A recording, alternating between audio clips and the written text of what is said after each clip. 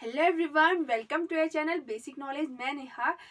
जैसा कि हमने पिछले वीडियो में सब्जेक्ट वर्ब एग्रीमेंट का टॉपिक किया था, ठीक है, सब्जेक्ट वर्ब एग्रीमेंट का टॉपिक किया था। तो अगर आपने वो वीडियो नहीं देखा है तो पहले आप जाकर उस वीडियो को देखिए, उसके बाद आप इस वीडियो को देखिए, ठीक है, क्योंकि यह वीडियो जो है वह सब्जेक्ट वर्ब एग्रीमेंट का सेकेंड पार्ट है। ठीक है, कुछ रूल्स हमने वहाँ किए थे, कुछ 5 रूल हमने वहाँ किए थे जो कि एग्जाम में बहुत पूछे जाते हैं। और इस वीडियो में आज हम कुछ रूल और करेंगे। ठीक है, आप ध्यान से देखिए और वीडियो के एंड तक बने रहिए ताकि आपको सब्जेक्ट वर्ब एग्रीमेंट का टॉपिक इजीली समझ आ सके। ठीक है, तो आज की ये वीडियो शुरू करते हैं।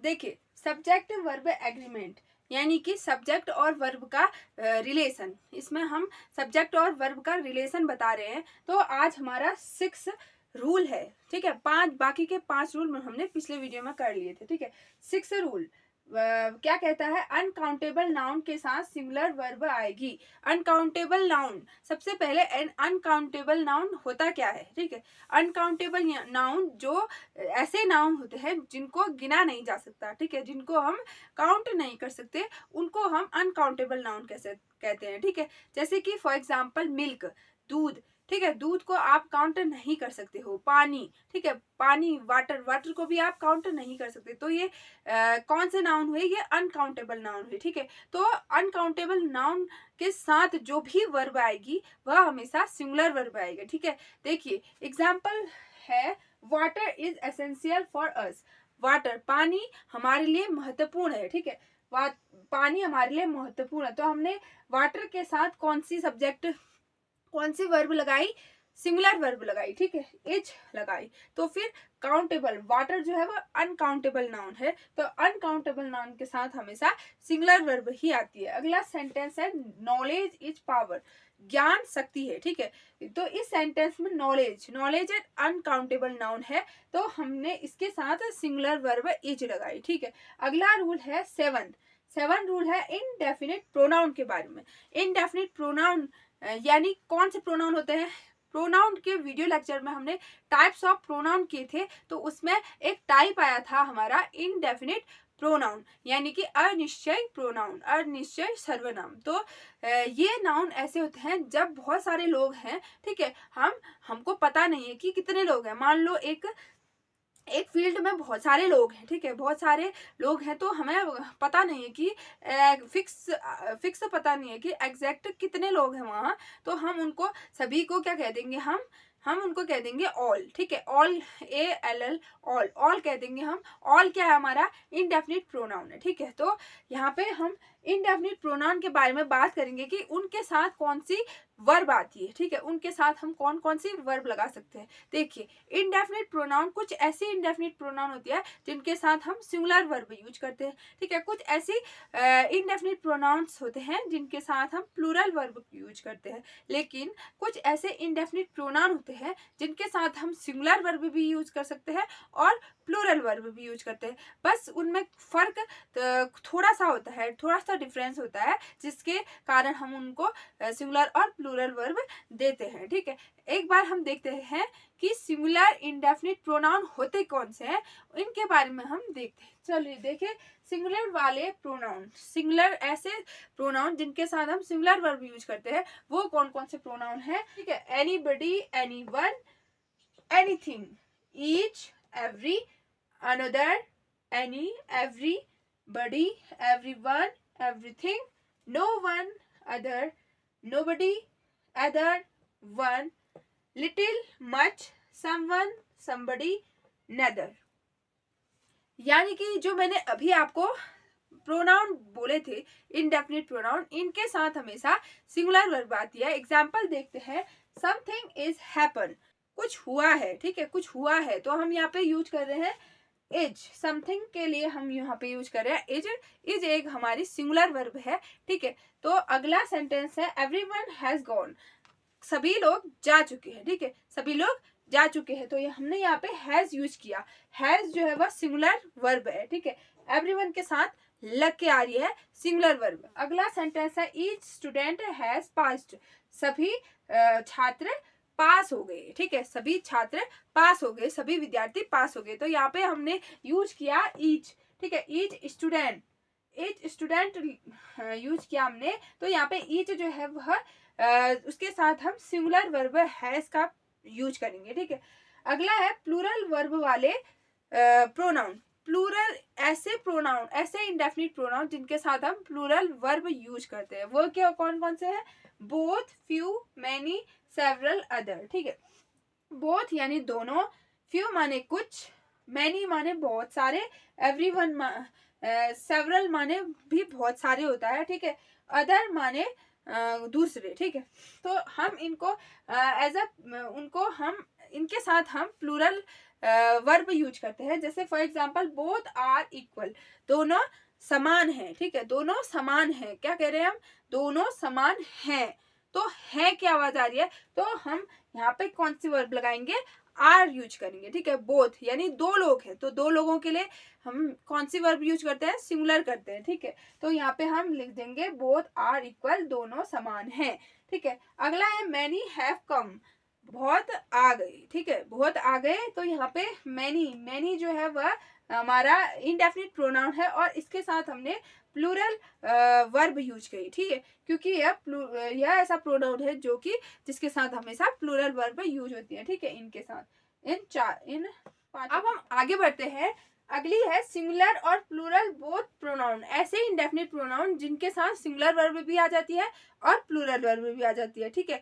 तो वो कौन कौन से हैं? ऑल, सभी, सम, कुछ, मोर, ज्यादा, ठीक है, नन, कोई नहीं, और एनी, कोई भी, ठीक है, कोई नहीं, ठीक है। तो यहाँ पे इनके साथ हमेशा सिंगुलर वर्ब भी आती है और प्लूरल वर्ब भी। अंतर ये होता है कि उनकी मीनिंग में डिफरेंस होता है। अब मीनिंग में डिफरेंस कैसे होता है, कैसे आइडेंटिफाई करेंगे?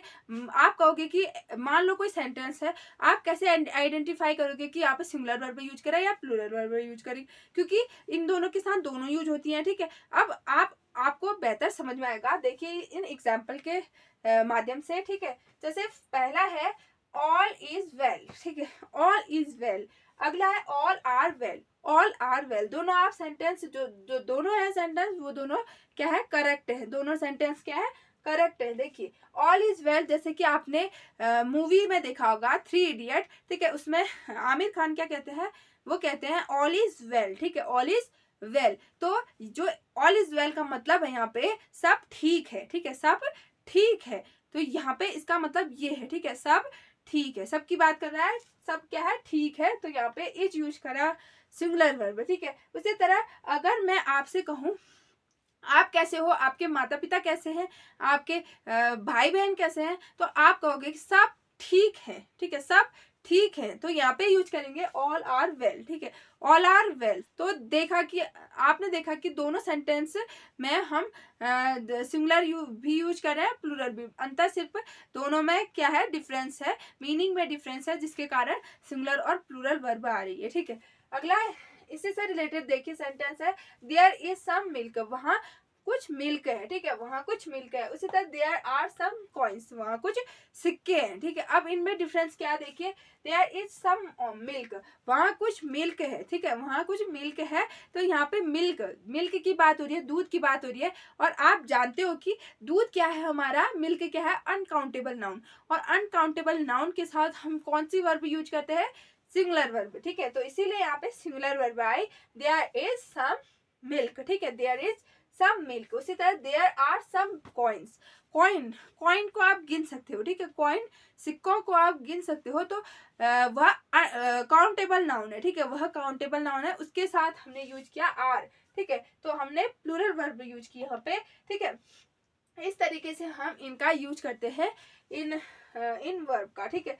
तो आगे हम देखें, यहाँ पे सम यूज कर रहे हैं ना, सम हमने मिल्क के लिए भी यूज किया, सम हमने कॉइन के लिए भी यूज किया। यानी कि सम जो है वह काउंटेबल नाउन के साथ भी यूज होता है और अनकाउंटेबल नाउन के साथ भी। ये बात मैंने आपको नाउन के वीडियो लेक्चर में बताई है, ठीक है। तो इस तरीके से सम का यूज किसके? सिंगुलर के साथ भी हो रहा है यहाँ पे और प्लूरल के साथ भी हम यूज कर रहे हैं, ठीक है। तो आई होप आपको ये कॉन्सेप्ट अच्छे से समझ में आया। अब हम आगे बढ़ते हैं। आगे है इंटेरोगेटिव सेंटेंस में वर्ब के बाद सब्जेक्ट के अनुसार वर्ब आएगी। अब ये देखिए कोई भी क्वेश्चन वाला सेंटेंस है, पूछने वाला, कोई प्रश्न पूछने वाला सेंटेंस है, ठीक है, तो किस तरीके से बनेगा, उसमें वर्ब किस तरीके से आएगी।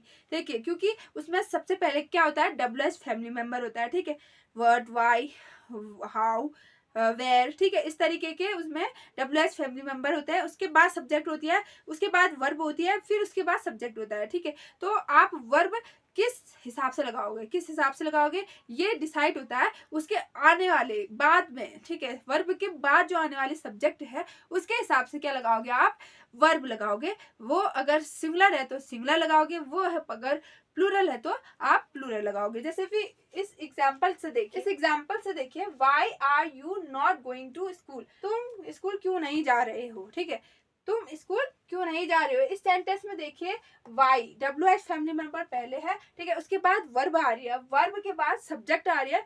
सब्जेक्ट क्या है, सब्जेक्ट है यू, तो यू के हिसाब से क्या लगा हमारा, सिंगुलर और प्लूरल वर्ब, ठीक है, यू के हिसाब से क्या लगा हमारा, प्लूरल वर्ब, ठीक है, तो यहाँ पे आर हो गया, ठीक है। उसी तरह अगले सेंटेंस में, हाउ इज सी, वह कैसी है, वह कैसी है, इसमें हमने देखा सबसे पहले क्या है, WH फैमिली मेंबर हाउ, ठीक है, कैसे, ठीक है, वह कैसी, ठीक है। अगला है हमारा वर्ब, ठीक है, वर्ब के बाद हमारा सब्जेक्ट है, सब्जेक्ट क्या है हमारा, सिंगुलर है, तो सिंगुलर के साथ हमने क्या लगाया, सिंगुलर वर्ब लगाई, ठीक है, सी जो एक सिंगुलर वर्ब है, ठीक है, और हमने सिंगुलर वर्ब के साथ इच लगाया। तो आई होप आपको ये कॉन्सेप्ट अच्छे से समझ में आया होगा, सिंपल है, ठीक है। अगले रूल्स की तरफ बढ़ते हैं। अगला रूल है हमारा जेरेंट्स और इन्फिनिटिव्स के बाद सब्जेक्ट सिंगुलर वर्ब, ठीक है। जेरेंट क्या होता है, जेरेंट अगर हम वर्ब को एज ए नाउन यूज करें, ठीक है, वर्ब को एज ए नाउन यूज करें आईएनजी लगाकर, ठीक है, तो उसे हम जेरेंट बोलेंगे। जैसे कि swimming is good exercise, swim क्या होता है, एक वर्ब होती है, उसमें हमने आईएनजी लगा दिया तो ये हो गई जेरेंट, ठीक है, तो हमने इसको एज ए नाउन यूज कर दे हैं यहाँ पे। तो हम यहाँ पे क्या है, सब्जेक्ट यहाँ पे स्विमिंग है, यहाँ पे क्या है सब्जेक्ट, यहाँ पे स्विमिंग है, और स्विमिंग सब्जेक्ट के हिसाब से हमने एज लगाया। तो जब भी जेरेंड हो, ठीक है, जेरेंड इस तरीके के वर्ब आईएनजी लगाकर हम एज अ सब्जेक्ट यूज करें तो उसको उसके साथ हम कौन सी वर्ब यूज करेंगे, सिंगुलर वर्ब यूज करेंगे, ठीक है। उसी तरह टू रीड क्या है हमारी, इन्फिनिटिव, रीड क्या है हमारी वर्ब के जस्ट आगे हमने टू लगा दिया है, टू रीड, ठीक है, टू रीड, इस तरीके से हमने इसको यूज किया है एज अ सब्जेक्ट, ठीक है। तो यहाँ पे सब्जेक्ट के हिसाब से हमने क्या लगाई, सिंगुलर वर्ब लगाई। तो हमेशा जब भी जेरेंड हो इस तरीके की, ठीक है, जेरेंड हो इस तरीके की, और इन्फिनिटिव हो, ठीक है, टू रीड इस तरीके की, तो यह जब हमारी सब्जेक्ट के रूप में यूज हो रही है, वर्ब के रूप में नहीं, ठीक है, जब ये हमारी सब्जेक्ट के रूप में यूज हो रही है तो हम इसके जो वर्ब है इसके साथ की वर्ब, इसको हम सिंगुलर वर्ब लगाएंगे, ठीक है। तो अगले रूल की तरफ बढ़ते हैं। देयर इज या are a person live in a village, वहां एक आदमी रहता है, उस गांव एक आदमी उस गांव में रहता है, एक आदमी उस गांव में रहता है। तो यहाँ पे देयर इज आएगा या there are a person live in a village, क्या आएगा, इज आएगा या आर आएगा। देखिए यहाँ पे क्या कॉन्सेप्ट है, जब भी ऐसे क्वेश्चन आए हैं, जब भी ऐसे सेंटेंस आए हैं, ठीक है, जब भी ऐसे सेंटेंस आए देयर से शुरू होने वाले, तो उनके बाद जो वर्ब आएगी हमारी, वह उसके बाद वाले सब्जेक्ट के हिसाब से लगेगी। अगर वह सिंगुलर है तो सिंगुलर वर्ब आएगी, और अगर प्लूरल है तो प्लूरल वर्ब आएगी। मान लो यहाँ पे तो कोई सब्जेक्ट नहीं है सिर्फ सिवाय इसके, ठीक है, लेकिन ऐसे भी सेंटेंस आते हैं जिसमें कि दो या दो से ज्यादा सब्जेक्ट होते हैं, ठीक है, और देयर से शुरू होते हैं वो सेंटेंस। तो हम क्या करेंगे, हम वर्ब के बाद वाले सब्जेक्ट के हिसाब से वर्ब को ट्रीट करेंगे, ठीक है। यहाँ पे अ पर्सन कौन है, एक ही आदमी है, ठीक है, एक ही पर्सन है, एक ही आदमी है, तो हम एक आदमी के हिसाब से क्या लगाएंगे, इज लगाएंगे, ठीक है, सिंगुलर वर्ब में इज लगाएंगे। तो यहाँ पे क्या आ जाएगा, यहाँ पे आ जाएगा इज, ठीक है। अगर मान लो अ पर्सन की जगह फ्यू पीपुल होता, अगर पर्सन की जगह फ्यू पीपुल कुछ लोग होता तो क्या लगता, फिर हमारा इज की जगह क्या लग जाता, आर लग जाता, ठीक है। फिर हमारा ईच की जगह आर लग जाता और सेंटेंस हो जाता there are few people live in a village. वहाँ कुछ लोग उस गांव में रहते हैं, ठीक है। वहाँ कुछ लोग उस गांव में रहते हैं, तो इस तरीके से यूज होगा। और इसी तरीके का सेंटेंस हमने ऊपर भी लिखे हैं, देखिए देयर इज सम मिल्क।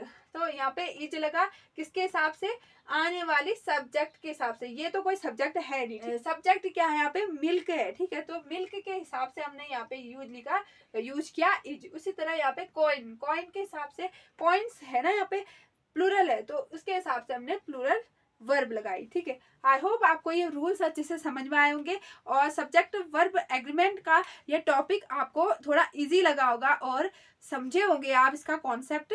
तो अगर आपको ये मेरी मेहनत पसंद आती है तो लाइक शेयर एंड सब्सक्राइब करना ना भूलें। अगले वीडियो में मिलते हैं हम, तब तक के लिए गुड बाय।